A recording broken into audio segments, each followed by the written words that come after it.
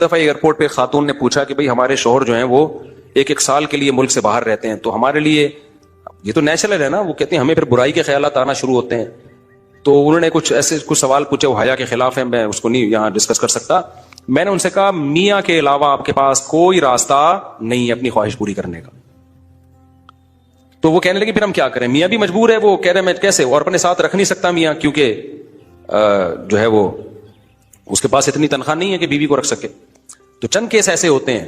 اصولی طور پر تو میاں کو چاہیے اللہ پہ توکل کرے، غریب بھی ہے نا اپنے ساتھ اپنی بیوی کو رکھے. کوئی بات نہیں، میاں بیوی دونوں روکھی سوکھی مل کے کھا لیں گے، کم پہ گزارا کر لیں گے. جو بیویوں کو چھوڑ کے ایک سال دو سال کے لیے باہر جاتے ہیں، یہ شریعت میں بالکل پسندیدہ نہیں ہے. اللہ نے بیوی کو صاحبہ کہا ہے، ساتھ رہنے والی. مجھے وزیر آباد میں 1 مہینہ رہنا تھا، یہ بات ہوگی 2006 یا 2007 کی. انہوں نے کہا کہ 1 مہینہ آپ نے یہاں اسٹے کرنا ہے. بیانات کے سلسلے میں نا مسجد 1 مہینے کے لیے میرے حوالے کی تھی. تو میں نے کہا بھائی میں تو بیگم کے بغیر 1 مہینہ نہیں رہ سکتا. بچے بھی تھے میرے، تو میں نے کہا 1 مہینہ میں نہیں رہ سکتا، مجھے بیگم بچے چاہیے، ان کا بھی ٹکٹ دو تو میں یہاں رہوں گا، ورنہ نہیں رہوں گا. تو انہوں نے پھر بیگم بچوں کا بھی ٹکٹ دیا. گھر والوں کے ساتھ رہ لیتے ہیں آدمی تمیز سے، ورنہ بیگم کے بغیر ہمارے لیے تو بڑا مشکل ہے اتنا لمبا عرصہ رہنا. مجبوری میں رہنا پڑتا ہے تو ایک الگ بات ہے، لیکن ہے مشکل کام. چاہے کتنے بھی آدمی کے میاں بیوی میں جھگڑے ہو نا، نہیں رہ سکتا بھائی. تو 1 سال کے لیے پتہ نہیں کیسے رہ لیتے ہیں لوگ بیگم کے بغیر. ٹھیک ہے ان کی مجبوری ہوتی ہے، میں مانتا ہوں، لیکن اس میں کوشش کرو اللہ پہ توکل کرو. بیگم روکی سوکھی کھا لیں گے، لیکن اللہ میاں نے بیگم کو صاحبہ کہا ہے قرآن میں. صاحبہ کا مطلب ساتھ رہنے والی. صاحبہ کا کیا مطلب ہے؟ ساتھ رہنے والی. تو اس کا مطلب جب شادی ہو گئی تو وہ پھل ترو کی طرح تمہارے ساتھ چپک گئی ہے. پھل ترو کی طرح اس لیے کہہ رہا ہوں کہ لوگ پسند نہیں کرتے، لیکن اللہ نے اس کو آپ کے ساتھ کیا کر دیا ہے، اب جہاں جاؤ گے بیگم صاحبہ ساتھ ہوں گی. آپ شارٹ ٹائم کے لیے جانا ایک الگ بات ہے، لانگ ٹائم کے لیے جانا ہے تو بیگم آپ کے ساتھ اللہ نے بولو چپکا دیے. وہ خود بھی گناہ سے بچے گی، تم بھی گناہ سے بچو گے. تو اس لیے یہ طریقہ ٹھیک نہیں ہے سال کے لیے میاں بیوی کا دور رہنا. اور پھر خواتین بھی پریشان ہوتی ہیں. تو گناہ کسی کے لیے بھی حلال نہیں ہے. میں نے اس خاتون سے کہا کہ 1 سال آپ کا شوہر باہر ہے، کیا اس کے لیے حلال ہے گناہ کرنا وہاں پہ؟ جب اس کے لیے حلال نہیں ہے تو آپ کے لیے بھی حلال نہیں. تو اللہ میاں نے صرف یہی رکھا ہے کہ ایک دوسرے کی خواہش پوری کر سکتے ہیں میاں بیوی، اس کے علاوہ ان کے پاس کوئی آپشن نہیں ہے. تو اب پھر بھی نہیں آ رہا میاں، تو میں نے ان خاتون کو یہ کہا کہ اپنے آپ کو بزی رکھیں. آپ کیا رکھیں بھائی؟ کوئی پازیٹیو ایکٹیویٹیز میں اپنے آپ کو کھپا دیں. ایسی موویز تو ویسے بھی ٹھیک نہیں ہے دیکھنا، خاص طور پہ فحش موویز دیکھنا اور ٹک ٹاک پہ صبح و شام بے حیائی.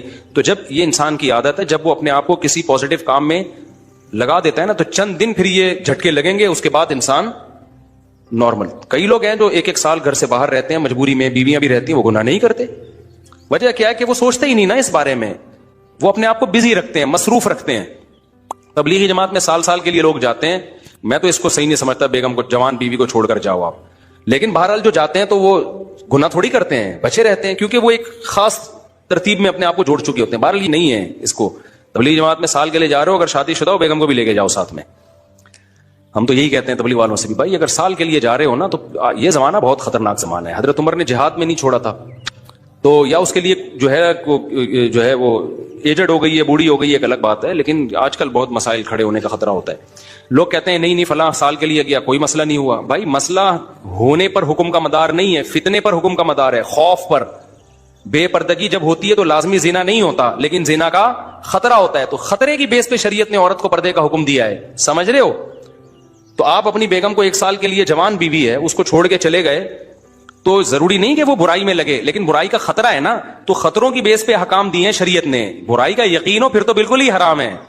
تو خطرے کی بیس ہے، خطرہ اس بات کا. اس لیے اتنا لمبا بیگم کو چھوڑ کے جانا ٹھیک. اور میں آپ سے بتاتا ہوں، دیکھو جس کو بیوی کے حقوق دینے ہو نا، اپنی بیٹی کو سامنے رکھ کے سوچ لے. آپ یہ چاہتے ہو کہ آپ کی بچی کی شادی ہو اور داماد اس کو 1 سال کے لیے چھوڑ کے چلا جائے، تو آپ اپنی بیٹی کے لیے پسند کرو گے اس بات کو؟ تو جو اپنے کے لیے پسند نہیں کر رہے، دوسروں کی بیٹیوں کے لیے کیوں پسند کر رہے ہو اس بات کو؟ بھائی یہ تو غلط ہے نا. تو اس لیے یہ اچھے لوگوں کی علامت نہیں ہے. ہاں تبلیغ میں اللہ کے لیے قربانی دے رہے ہوتے ہیں، لیکن بیگم کو بھی لے جاؤ یار. سمجھتے ہو کہ نہیں سمجھتے؟ یا پھر شادی کے بغیر پہلے سال لگا لو، شادی کی ہے تو پھر بیگم کو ساتھ لے کے جاؤ. تو بڑے مسائل کھڑے ہونے کا خطرہ ہوتا ہے آج کل. تو اس لیے اس میں جب، اور اگر نہیں ہے، کوئی صورت نہیں بن رہی ہے، تو پھر اپنے آپ کو مثبت ایکٹیویٹیز میں اتنا کھپا دو. تو میں آپ کو گارنٹی سے کہتا ہوں چند دن، چند مہینوں کے بعد آپ کے دماغ سے وہ خیالات نکل جائیں گے. تو آپ مصروف کر دو گے اپنے آپ کو، لیکن اس بیس پہ آپ کے لیے کوئی بھی گناہ حلال نہیں ہے، گناہ حلال نہیں ہوگا آپ کے لیے. اچھا بھائی، طاہر شمیر رحیم یار خان انٹرچینج سے جب بھی گزر ہو میرے پاس کھانا کھا کے جائیں. ٹھیک ہے انشاءاللہ، صلو علی الحبیب. چلیں کبھی گزریں گے تو. لیکن وہی ہے، کسی سے ملاقات نہیں کروانی، سیدھا کھانا رکھ دینا ہے، اصرار نہیں کرنا. ہماری مرضی، کھانا کھائیں نہیں کھائیں، نکل لیے پھر ٹھیک ہے. ایسی دعوت ہمیں بہت اچھی لگتی ہے. دیکھو مجھے وہ مہمان اچھا لگتا ہے جو بے تکلف ہو. آپ سمجھتے ہو نا میری اس پوری تقریر سے کہ میں لوگوں سے ملنا نہیں چاہتا، ایسا نہیں ہے. بے تکلف آدمی مجھے پسند ہے. میرے پاس 3 دن بھی لوگ ٹھہر کے جاتے ہیں جو میرے رشتے دار نہیں ہیں، لیکن یہ وہ لوگ ہیں. کیسے لوگ ہیں؟ ابھی پشاور سے میرے پرانے دوست آئے ملنے کے لیے. آئے، میں نے کہا السلام علیکم، کیا حال ہے، سب سیٹ چل رہا ہے؟ الحمدللہ. اس کے بعد پتہ نہیں میں بھول گیا، وہ خود ہی جا کے کھانا کھا رہے ہیں. میں تو مصروف آدمی ہوں بھائی، خود ہی کھانا کھا رہے ہیں، لیکن برا نہیں محسوس کر رہے. پھر جب مجھے ٹائم ملتا ان کو بلا لیتا، آ جاؤ یار بیٹھتے ہیں، جا بھائی چائے بنا کے لاؤ، بھائی ان کو بھی پلاؤ مجھے بھی پلاؤ. پھر کھانے کے ٹائم پہ مجھے یاد آیا، ارے وہ آئے ہوئے ہیں. میں نے کہا آپ بھی آ جاؤ کھانا کھا لو. انہوں نے کھانا کھا لیا، صحیح ہے نا. پھر بھول گیا میں کہاں گئے، پتہ نہیں کہاں گئے. پھر اگلے دن مجھے یاد آیا، اڑے بندہ آیا ہوا ہے بھائی، لیکن وہ ناراض نہیں ہو رہا. پھر میں آیا، جب میں فارغ ہوا میں نے کہا آ جاؤ یار، میں نے فلاں جگہ جانا ہے بیان کے لیے، آپ بھی میرے ساتھ ہی گاڑی میں آ جاؤ. اپنے ساتھ گاڑی میں بٹھایا، لے گئے ان کو، بیان کیا، گھمائے، پھر آیا اپنے ساتھ ہی واپس لے. پھر بھول گیا میں، پتہ نہیں بندہ گیا کہاں پہ. تو وہ ناراض نہیں ہوئے. 3 دن اسی طرح ہم نے ہنسی خوشی گزارے.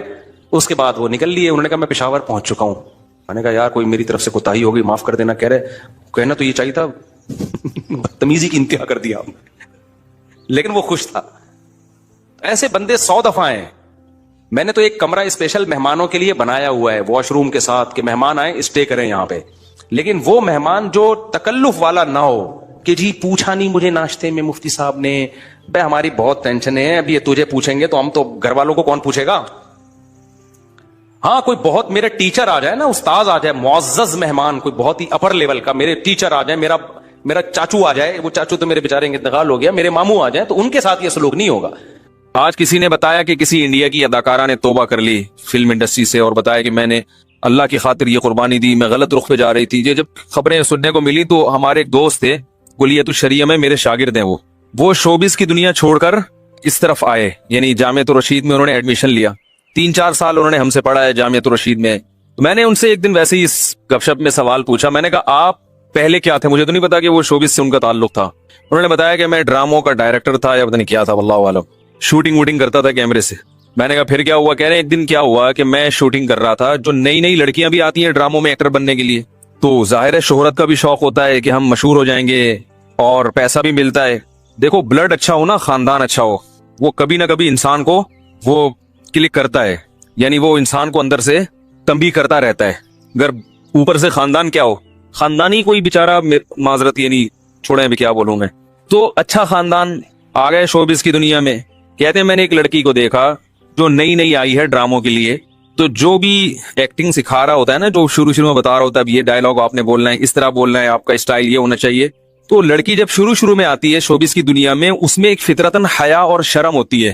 وہ جھجک رہی ہوتی ہے ایکٹنگ کرتے ہوئے، مردوں سے بات کرتے ہوئے، مردوں کے قریب جاتے، اس میں ایک شرم ہوتی ہے قدرتی طور پر جو اللہ نے رکھی ہے، جو ہر انسان میں رکھی ہے. شرم ہی تو ہے جو انسان کو بہت سی برائیوں سے روکتی ہے.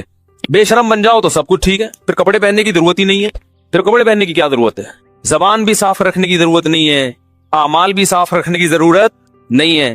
تو ساری چیزوں میں انسان کو حیا اور شرم ہے، جو انسان کو، جانوروں میں یہ شرم ہی تو نہیں ہوتی، بلکہ کچھ نہ کچھ شرم اللہ نے ان میں بھی رکھی ہے. اگر آپ ریسرچ کریں نا، تھوڑی بہت شرم اللہ نے جانوروں میں بھی رکھی ہے. تو اب کیا ہے، کہتے ہیں کہ میں نے دیکھا کہ وہ لڑکی، جو اور بھی اس طرح کی لڑکیاں آتی تھی، ان کو ایکٹنگ سکھائی جاتی تھی، تو اس کو کچھ ایسی بیہودہ سی حرکت کروائی جا رہی ہے اس سے ایکٹنگ کے دوران کہ وہ ذہنی طور پر اس کے لیے تیار نہیں ہو رہی. جو بھی ڈائریکٹر صاحب تھے یا جو بھی ایکٹنگ سکھاتے ہیں، وہ گئے، انہوں نے اس کی کمر پہ ہاتھ رکھا اور اس کو تھوڑا سا نا ایسے کہا کہ یوں سیدھی کھڑی ہو. جب کچھ پش کیا اس کو اس طرح سے کھڑی ہو. ظاہر ایک مرد کا ہاتھ پہلی دفعہ باڈی پہ لگے گا تو عورت کو ایک وہ ہوتا ہے نا، اچھا فیل نہیں ہوتا اس کو. کہہ رہے میں نے دیکھا اس کی آنکھوں سے آنسو نکل آئے، یعنی اس کو احساس ہوا کہ یہ کیا کر رہی ہوں میں غلط. اس کو یہ احساس ہوا کہ یہ کیا ہو رہا ہے.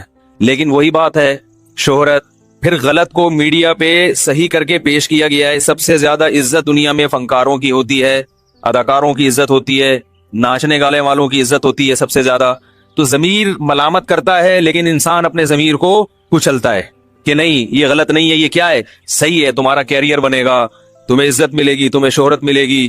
براڈ مائنڈڈ جب تک نہیں بنو گی تو گھر کی چار دیواری میں بند ہو کے گھٹن سے مر جاؤ گی. یہ سب چیزیں ڈائلاگ ہیں جو سکھائے جاتے ہیں. جو عورت اپنے گھر کی اپنے بچوں کی ہوتی ہے وہ بھی کوئی عورت ہے, اس نے دنیا دیکھی نہیں, لائف کو انجوائے کرنی ہے, تو یہ سب جھیلنا, یہ سب چیزیں شیطان سکھاتا ہے اور بے شرم بناتا ہے. یہ مرد ہونے کے باوجود جو شوبز کی دنیا میں آ چکا تھا, کہتے ہیں مجھے لگا کہ ہم ٹھیک نہیں کر رہے. ظاہر ہے یہ بھی اس ٹیم میں تھا نا. کہہ رہے مجھے لگا کہ ہم اپنی قوم کی حیا اور شرم والی لڑکیوں کی شرم کو کھرچ کے نکال رہے ہیں. کہہ رہے کئی سال بعد, دیکھو یہ اس منظر میں اور کچھ بھی نہیں تھا, وہ لڑکی تو ایکٹر بن گئی ہوگی, جو بھی بننا تھا وہ تو پیچھے نہیں گئی, وہ تو یہ سب سوچ کے آئی تھی کہ میں نے یہ کرنا ہے. لیکن جو کروا رہا ہے نا جو بندہ, اس کا ضمیر جاگ گیا, اس نے ملامت کی. کہتے ہیں مجھے عجیب فیل ہوا کہ یار یہ ہم غلط کر رہے ہیں. کہہ رہے مجھے یاد نہیں میں نے کبھی نماز بھی پڑھی تھی. کہہ رہے اس دن میں اسپیشل نماز پڑھنے کے لیے گیا ہوں شوٹنگ کے دوران, اسپیشل. بعض دفعہ برائی انتہا کو پہنچتی ہے نا تو اچھائی کا لیول ریئیکشن میں انسان اتنا ہی اچھا بن جاتا ہے, ٹھیک ہے نا. نیوٹن کا لا ہے نا, ہر ایکشن کا ریئیکشن ہوتا ہے, جتنی تیزی سے ایکشن ہوگا ریئیکشن بھی اتنا ہی فاسٹ. تو ہم بچپن میں شرارتیں کرتے تھے, مکہ لگا کے چیک کرتے تھے, یہ گدی مار کے نا کہتے ہم دیکھو نیوٹن نے کہا جتنا ٹائٹ ایکشن ہوگا اتنا ہی ریئیکشن ہو رہا ہے, تو میں چیک کر رہا تھا کہ نیوٹن کا یہ لا صحیح ہے یا غلط. تو اب کہتے ہیں میں گیا اثر کی نماز پڑھنے. کہہ رہے ہیں میں نے نماز پڑھی تو بڑا سکون ملا, حالانکہ کچھ بھی نہیں ہے, خاموشی سے کھڑے ہوئے اللہ کے سامنے ہاتھ باندھ کے. امام صاحب رکوع میں گئے, آپ رکوع میں چلے گئے, سلام پھیرو, کیسا سکون ملتا ہے نا باوضو ہو کے. خاموشی ہے مسجد میں, ادھر ہر وقت موسیقی کی دھنیں, ہر وقت ایک انٹرٹینمنٹ. لیکن کہہ رہے میں نے اثر کی نماز پڑھی, مجھے کیا محسوس ہوا, سکون. کہ یار اصل زندگی تو یہ ہے. لائف چینج کرنے کا فیصلہ کیا انہوں نے, ممکن ہے وہ میرا بیان سنے, لائف چینج کی تو پھر دو ہی آج کل 3 خطیب چل رہے ہیں آج کل سوشل میڈیا پہ بہت زیادہ, تو ان میں کسی نہ کسی درجے میں فقیر کا نام بھی آتا ہے. تو انہوں نے حضرت مولانا طاری جمیل صاحب کو سننا شروع کیا, کافی ان کو سنا, پھر کہیں ہمارا بھی بیان مل گیا ان کو, وہ بھی سننا شروع کیا. تو پھر وہ مجھ سے ملنے کے لیے آئے, مجھے تو یاد نہیں تھی ان کی کہانی. مدرسے میں ایڈمیشن لیا, عالم بنے ماشاءاللہ, اور پھر انہوں نے حرام چھوڑا اور حلال کو کیا کیا. تیسری شادی میں نے ان کی یہاں کروائی ہے, ادھر نکاح پڑھایا میں نے مسجد, وہ ویڈیو ریکارڈنگ پہ نکاح موجود ہے.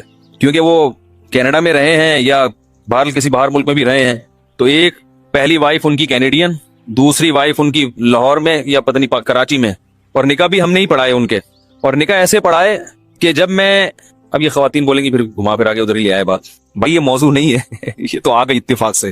اب پوری ان کے اگلے کی کارگزاری تو مکمل کرنی ہے نا, اگلے کی کارگزاری تو وہ تو سنانے دو بھائی. تو وہ پہلا نکاح تو مجھے یاد نہیں میں نے کیسے پڑھایا ان کا, یہ میں نے پڑھایا ہے کسی اور نے, میرا خیال ہے وہ بھی میں نہیں پڑھایا تھا, ہاں, کیونکہ فارم کے لیے پھر میرے پاس ہی آئے تھے, فارم میں تھے وہ, فارم کے لیے میرے پاس ہی آئے. دوسرا نکاح میں نے ایسے پڑھایا کہ میں لاہور میں ایک ورک شاپ, اسلام آباد میں ایک ورک شاپ میں تھا, ان کا فون آیا کہ کراچی میں کوئی بیوہ خاتون ہے, وہ مجھ سے نکاح کرنا چاہتی ہیں, میں بھی نکاح کرنا چاہتا ہوں, تو کیا خیال ہے. میں نے کہا لائن پہ آ جاؤ, ابھی نکاح پڑھا دیتا ہوں میں نے کہا 10 سے 10:45 ٹی ٹائم ہوگا, وقفہ ہوگا, تو اس وقفے میں آپ کا نکاح پڑھا دوں گا. ٹھیک ہے بھائی. تو میں نے وقفے کے دوران وہیں فون پہ ان کا نکاح پڑھا دی. میں نے کہا کتنی ہو گئی, انہوں نے کہا 2 ہو گئی. میں نے کہا چلو اور کوئی ملے تو بتانا.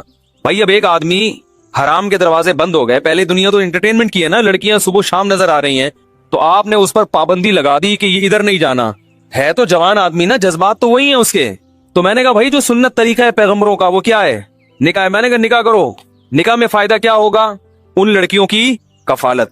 کینیڈا سے ایک وائف ان کی, دوسری وائف انہوں نے یہاں کراچی سے, تیسری وائف یوگنڈا. کدھر بھائی, سوشل میڈیا نے فاصلے کیا کر دیے ہیں, ختم کر دیے. یوگنڈا سے ایک تیسری وائف. تو میں نے ان سے کہا, میں نے کہا بھائی کو پٹائی وٹائی تو نہیں ہے, کوئی خدا نہ خواستہ ایسا نہ فیس بک پہ کسی کو پھانس لیا ہو. کہہ رہے نہیں بھائی, باقاعدہ ابا سے رابطے میں ہوں اور اس کے ابا آپ سے بات کریں گے. ابا نے مجھ سے یوگنڈا والی زبان میں بات کرنا شروع کر دی ہے. میں نے کہا یار تم تو ہم سے بھی زیادہ براڈ مائنڈڈ بن گئے ہو یار. تو وہ جو تھی, پھر بہرحال ابا سے میری بات ہوئی, پھر وہ انگلش بھی جانتے تھے, کچھ ٹوٹی پھوٹی انگلش ہم نے کچھ انہوں نے چلا چلو کے, بہرحال پتا چلا کہ نہیں باقاعدہ فیملی ہے, خاندان ہے, ایسا نہیں ہے کوئی پٹانا پٹونے والا حساب نہیں ہے الحمدللہ. تو بیٹھ کے پھر ہم نے یہاں تیسرا نکاح ان کا مسجد میں ریکارڈ نکاح ہے, وہ پڑھایا ان کا نکاح. تو اب دیکھو یہ پیغمبروں کی سنت ہے, اس میں زوجہ آپ کو ملی, بیوی ملی, اس سے اولاد ہوئی آپ کی, ایک گھر بسا, ٹھیک ہے نا. اور پھر ان کی بیویوں میں اتفاق سے محبت بھی, جو کہ عام طور پر ہوتی نہیں ہے. تو وہ اللہ کی طرف سے اللہ نے ان کے ساتھ انعام کیا کہ وہ بھی ساتھ ہی رہ رہی ہیں. وہ جو کینیڈا والی تھی وہ بھی, اس نے بھی سوکن کو برداشت کیا, یہ سوچ کے کہ کینیڈین سے جب کرتے ہو تو 10 گرل فرینڈیں آتی ہیں ساتھ میں, ٹھیک ہے نا.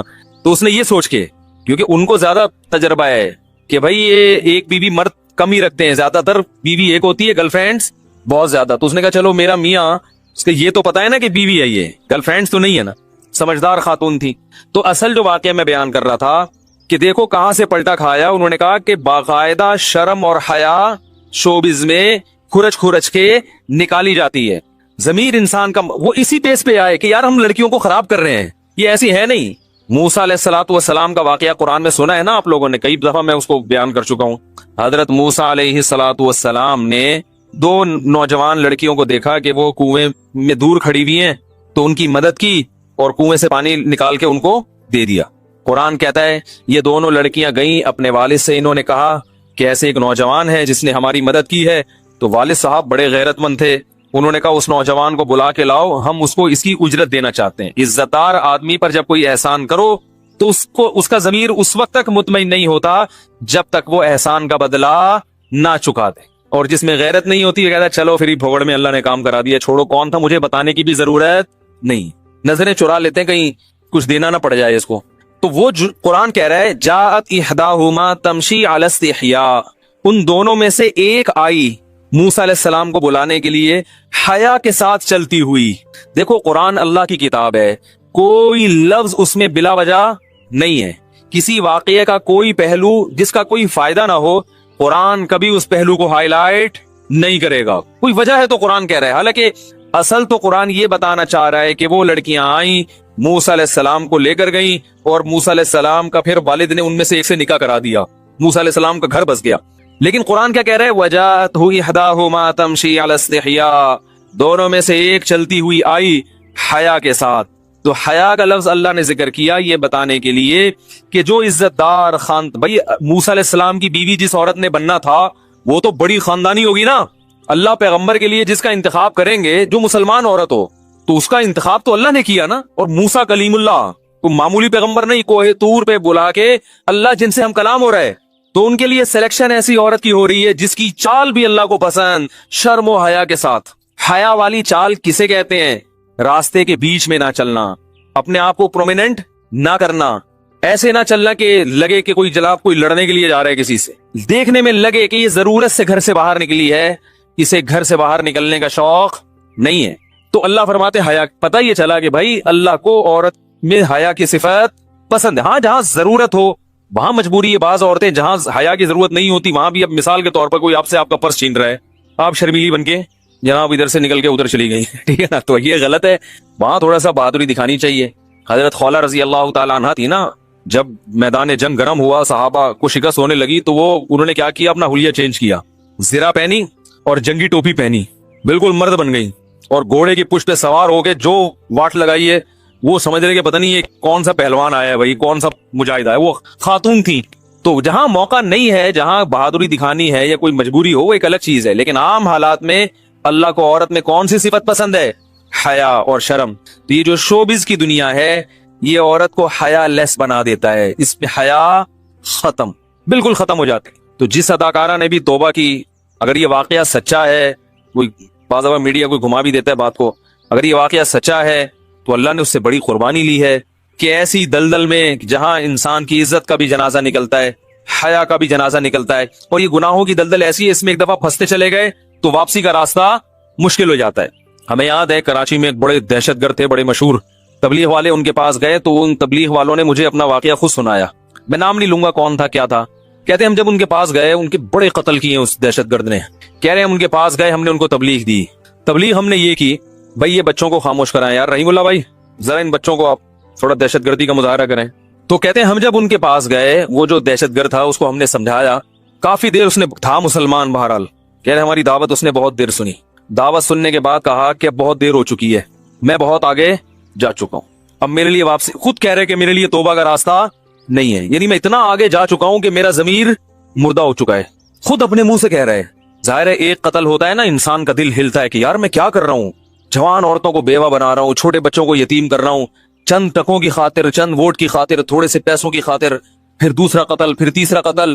تو آہستہ آہستہ ضمیر ملامت کرنا چھوڑ دیتا ہے, سخت دل ہو جاتا ہے انسان, پھر شراب بھی پینا شروع کرے گا سکون کے لیے, اور الٹے الٹے کام. کہہ رہے ہیں وہ ہم اس کو سمجھا رہے ہیں کہ بھائی توبہ کا دروازہ کھلا ہوا ہے واپس آ جاؤ. وہ کہہ رہے ہیں کہ میرے لیے واپسی کا راستہ بند ہو چکا ہے. کہہ رہے ہم نے بہت سمجھایا تو اس نے کہا میں اس دلدل میں پھنس چکا ہوں, واپس نہیں نکل سکتا اب میں اس سے. کیا ہے پھر ہم نے اس سے ایک بات کی, تبلیغ والے بڑے ہوشیار ہوتے ہیں, دیکھو دعوت کا ان کو پتا ہے. انہوں نے کہا اچھا ایسا کرو جہاں تک جا چکے ہو نا چلو واپس نہ ہو, اس سے آگے نہ جاؤ.